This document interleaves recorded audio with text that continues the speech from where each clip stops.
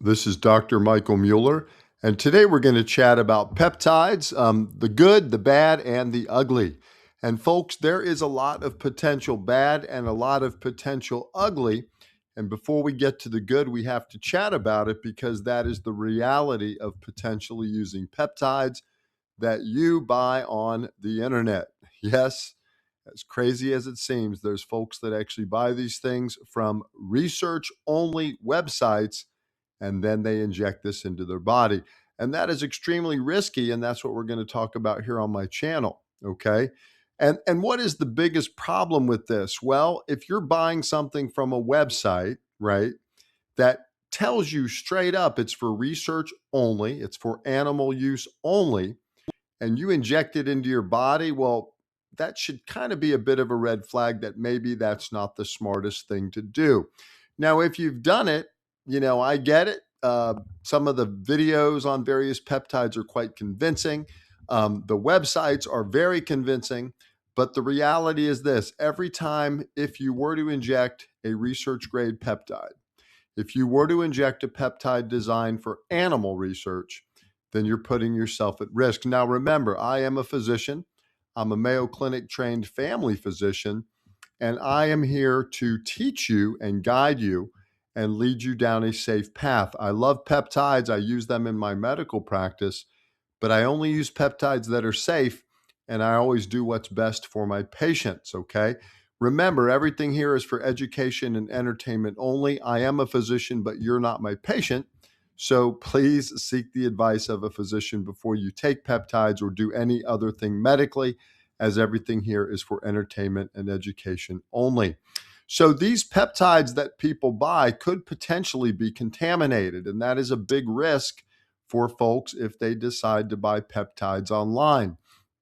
And that's why I always tell people in my videos, always seek the guidance of a physician prior to starting any medicine or peptide. I'm not just saying it to say it, I'm saying it because I believe it.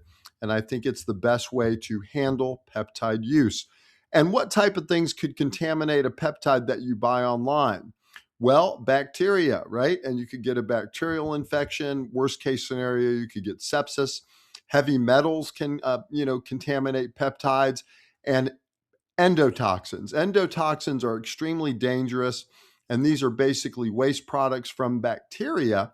And if these peptides aren't processed correctly, if they're not, produced correctly, you could get bacteria, you could get endotoxins, you could get heavy metals, and various other things. And I have seen patients who have gotten sick from peptides that they've purchased on the internet. I have seen patients, I've had patients buy weight loss drugs at the hair salon, and then the woman at the hair salon is getting these things online from who knows where, and she's getting them for $100 and she's selling them in the salon for $200, and people are injecting these things hand over fist. And then they come into my clinic because they're having either side effects or issues, or they've been on the peptide for 3 months and they haven't lost any weight after spending $600 or $700. So risk one is contamination, but risk two is a fake peptide, right? You could buy peptides that are fake. You could buy peptides that are fraudulent.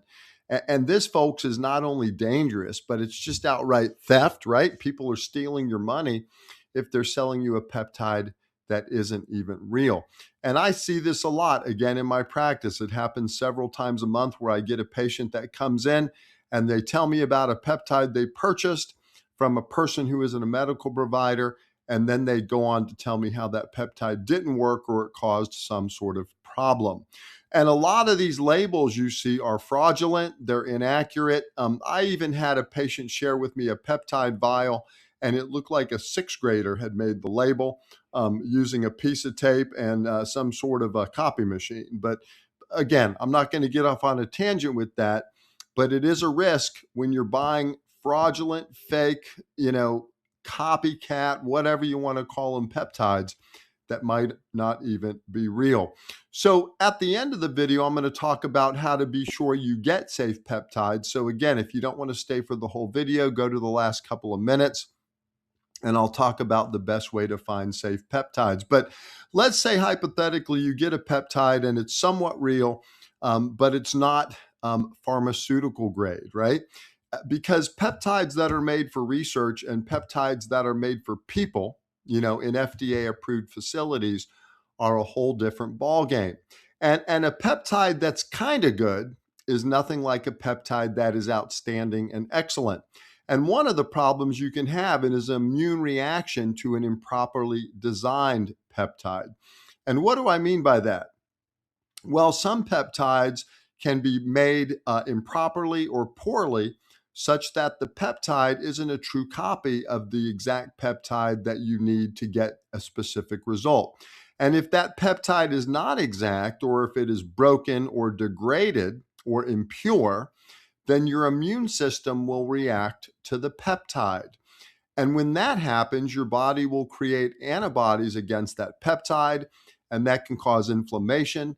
It can cause all types of autoimmune disease. It can cause anaphylaxis. It can cause your body to attack its own hormones, and it can cause your body to attack peptides that are naturally made in your body that might be similar to the peptide that you injected into your body. So autoimmune disease and autoimmune antibodies are a very high risk with the use of research or illegal peptides. And that's why I am so against people doing it. That's why, again, in every video I tell you, seek the advice of a doctor, talk to a physician before starting any peptide. And the damage that can occur from an autoimmune problem can be lifelong. It can lead to permanent deficiencies where your body can no longer do things on its own. And that could result in you needing to see a physician for the rest of your life due to any potential damage that is caused. So I love peptides. I just love safe peptides. And I love peptides that are medical grade. So when you're injecting yourself with something that may or may not be real, there's other potential side effects, right? There's just so many potential side effects that I don't really understand how anyone could ever inject themselves with a research grade peptide, right?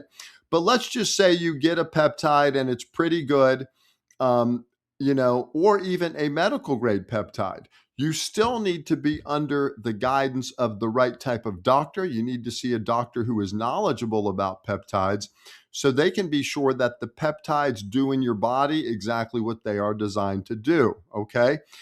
Also, there's other risks that need to be kind of diminished or addressed before starting on any peptide. Even if you're a healthy person, and even if it's a medical grade peptide, you need to be sure that you don't have an underlying cancer. You need to be sure that your kidney function is appropriate and proper. You need to be sure that your liver doesn't have any issues. You want to look at blood counts like a CBC or a chemistry panel or a sedimentation rate to see if there's any inflammatory issues or anemia or kidney problems or liver problems that might preclude you from using a peptide. So there's just so many variables that have to be addressed before starting a peptide that again, you should see a physician. For example, BPC 157, I love it. It's a great peptide.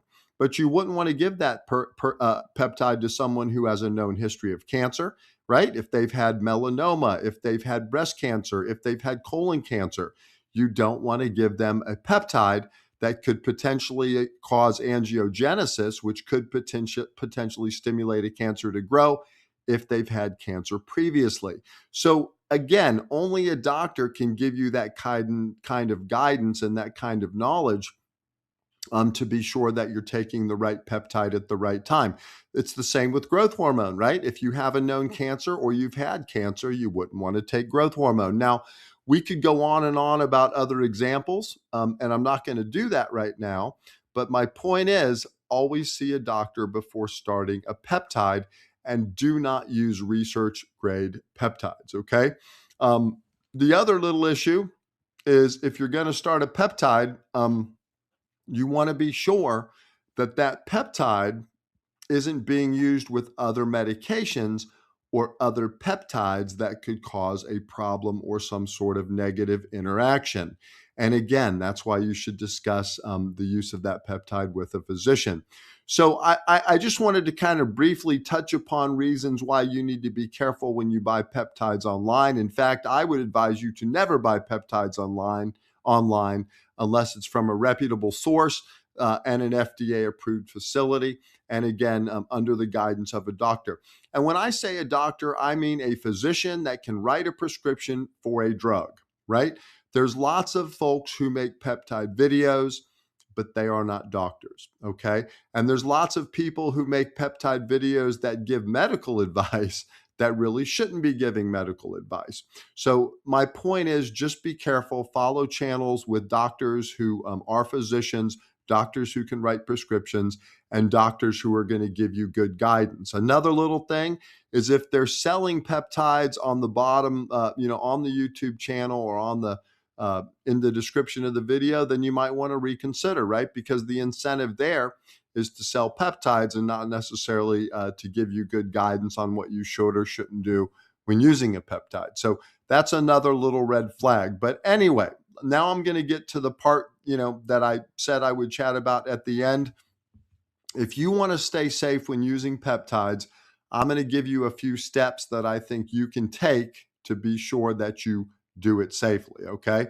And step one would be to move out of the gray market for peptides, meaning don't buy them online, don't buy them from research grade sites, don't buy them from sites that are for animal use only, don't buy them on Chinese websites, don't buy them from irreputable sources. Only see a physician and only take peptides under the guidance of a physician, okay? And again, that means working with a licensed physician who can order the proper labs, who can screen for contraindications like malignancy, a physician who can look for other markers like blood sugar and CRP to be sure that you're safe to take them.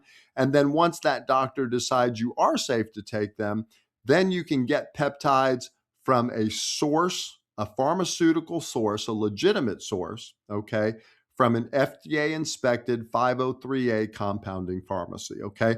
In my opinion, that is the safest place to get any peptide. Now, there are a few other alternative places where you can get safe peptides, but that's a topic for another day.